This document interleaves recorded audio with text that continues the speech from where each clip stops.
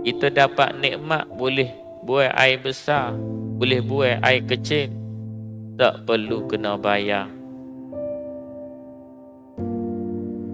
Ingat kita ni mana ketika tengok akan diri orang, apabila mana keadaan dia sakit mata, nak diperbaikinya mata tersebut, maka kena bayar. RM10 tak cukup, RM100 tak cukup, RM1000 pun tak cukup. Tak cukup. RM20,000 belum tentu lagi cukup.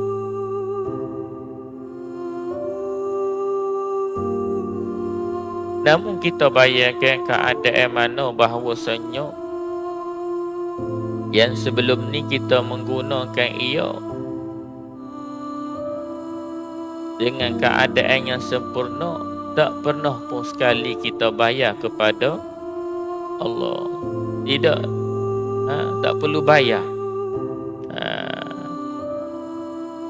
Namun apabila mana, bila dia rosak, bila dia sakit, bila dia tak berfungsi, nak suruh doktor dekat hospital tolong rawat, pergi cek saja, belum dibedah lagi, itu pun kena bayar.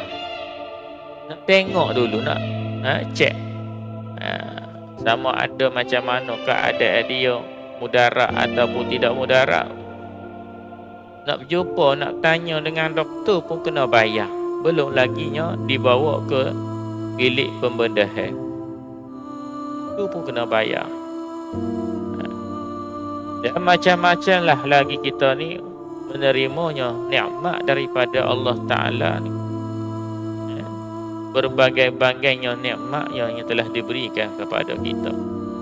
Jadi sebagai mensyukuri akan nikmat yang telah diberikan Allah Subhanahu wa Ta'ala kepada kita adalah dengan kita melakukan sembahan, sembahnya dengan beribadat kepada Allah Subhanahu wa Ta'ala.